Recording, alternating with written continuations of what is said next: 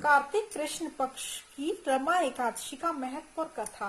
धर्मराज युधिष्ठिर कहने लगे कि हे भगवान, कार्तिक कृष्ण पक्ष की एकादशी का नाम क्या है, इसकी विधि क्या है, इसके करने से क्या फल मिलता है, सो आप विस्तार पूर्वक बताइए।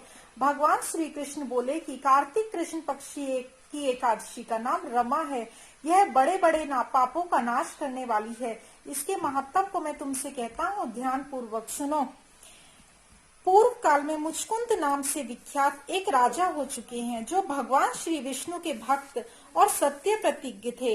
निष्कंटक राज्य का शासन करते हुए उस राजा के यहाँ नदियों में श्रेष्ठ चंद्रभागा कन्या के रूप में उत्पन्न हुई। राजा ने चंद्रसेन कुमार शोभन के साथ उसका विवाह कर दिया। एक समय की बात है, शोभन अपने ससुर के घर आए हुए थे।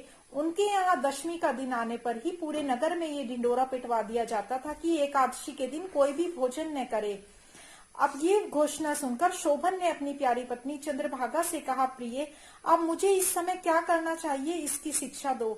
चंद्रभागा बोली, प्रभु, मेरे पिता के घर पर तो एकादशी के दिन कोई भी भोजन नहीं कर सकता। हाथी, घोड़े, हाथियों के बच्चे तथा अन्य पशु पक्षी भी अन्न, घास तथा जल तक का आहार नहीं करते हैं। फिर मनुष्य एकादशी के दिन कैसे भोजन कर सकते हैं? प्राणनाथ, यदि आप भोजन करेंगे तो आपकी बड़ी निंदा होगी। इस प्रकार मन में विचार करके अपने चित्त को दृढ़ कीजिए।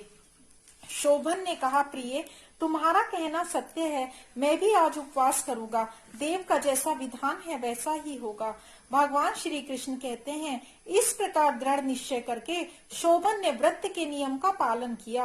क्षुधा से उनके शरीर में पीड़ा होने लगी, अतः वे बहुत दुखी हुए। भूख की चिंता में पड़े पड़े सूर्यास्त हो गया। रात्रि आई, जो हरि पूजा परायण तथा जागरण में आसक्त वैष्णव मनुष्यों का हर्ष बढ़ाने वाली थी, परंतु वही रात्रि शोभन के लिए अत्यंत दुखदायिनी हुई। सूर्योदय होते ही शोभन का प्राणांत हो गया। राजा मुचकुंद ने राजोचित काष्ठों से शोभन का दाह संस्कार कराया। चंद्रभागा पति का पारलौकिक कर्म करके पिता के घर पर ही रहने लगी। नर्क श्रेष्ठ रमा नामक एकादशी के व्रत के प्रभाव से शोभन मंदराचल के शिखर पर बसे हुए परम रमणीय देवपुर को प्राप्त हुए। वहां शोभन द्वितीय कुबेर की भांति शोभा पाने लगे। राजा मुचकुंद के नगर में सोम शर्मा नाम से विख्यात एक ब्राह्मण रहते थे। वे तीर्थ यात्रा के प्रसंग में घूमते हुए कभी मंदराचल पर्वत पर गए। वहां उन्हें शोभन दिखाई दिए। राजा के दामाद को पहचानकर वे उनके समीप गए। शोभन भी उस समय द्विजश्रेष्ठ सोम शर्मा को आया जान शीघ्र ही आसन से उठकर खड़े हो गए और उन्हें प्रणाम किया। फिर क्रमशः अपने ससुर राजा मुचकुंद का, प्रिय पत्नी चंद्रभागा का तथा समस्त नगर का कुशल समाचार पूछा। सोम शर्मा ने कहा, राजन, यह सब वहाँ सब कुशल है। यहाँ तो अद्भुत आश्चर्य की बात है। ऐसा सुंदर और विचित्र नगर तो कहीं किसी ने कभी देखा भी नहीं होगा। बताओ तो सही, तुम्हें इस नगर की प्राप्ति कैसे हुई? शोभन बोले, द्विजेंद्र, कार्तिक के कृष्ण पक्ष में जो रमा नाम की एकादशी होती है, उसी का व्रत करने से मुझे ऐसे नगर की प्राप्ति हुई है।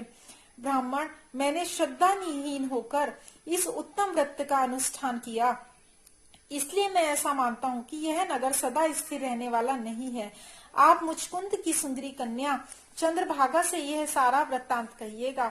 शोभन की बात सुनकर सोम शर्मा ब्राह्मण मुचकुंदपुर में गए और वहां चंद्रभागा के सामने उन्होंने सारा वृत्तांत कह सुनाया। सोम शर्मा बोले, शुभे, मैंने तुम्हारे पति को प्रत्यक्ष देखा है तथा इंद्रापुरी के समान उनके दुर्धर्ष नगर का भी अवलोकन किया है। वे उसे अस्थिर बतलाते थे, तुम उसको स्थिर बनाओ। चंद्रभागा ने कहा, ब्रह्म ऋषि, मेरे मन में पति के दर्शन की लालसा लगी हुई है।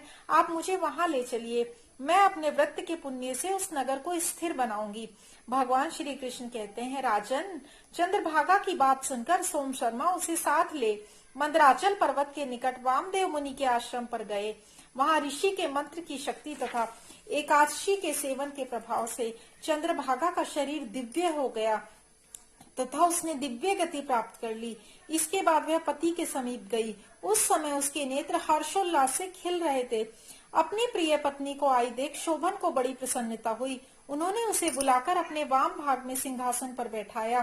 तदनंतर चंद्रभागा ने हर्ष में भरकर अपने प्रियतम से यह प्रिय वचन कहा, नाथ, मैं हित की बात कहती हूँ, सुनिए। पिता के घर में रहते समय जब मेरी अवस्था 8 वर्ष से अधिक हो गई, तभी से लेकर आज तक मैंने जो एकादशी के व्रत किए हैं और उनसे मेरे भीतर जो पुण्य संचित हुआ है, उसके प्रभाव से यह नगर कल्प के अंत तक स्थिर रहेगा तथा सब प्रकार के मनोवांछित वैभव से समृद्धिशाली होगा। नृपश्रेष्ठ, इस प्रकार रमाव्रत के प्रभाव से चंद्रभागा दिव्य भोग, दिव्य रूप और दिव्य आभूषणों से विभूषित हो अपने पति के साथ मंदराचल के शिखर पर विहार करती है। हे राजन, मैंने तुम्हारे समक्ष रमा एकादशी नाम की एकादशी का वर्णन किया है।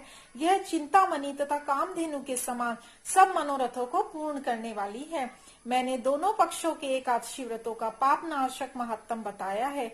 जैसी कृष्ण पक्ष की एकादशी है, वैसी ही शुक्ल पक्ष की एकादशी भी है।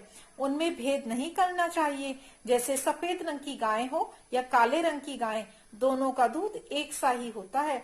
इसी प्रकार दोनों पक्षों की एकादशियां समान फल देने वाली है। जो मनुष्य एकादशी व्रतों का महत्तम सुनता है, कहता है, वह सब पापों से मुक्त हो श्री विष्णु के लोक में प्रतिष्ठित होता है।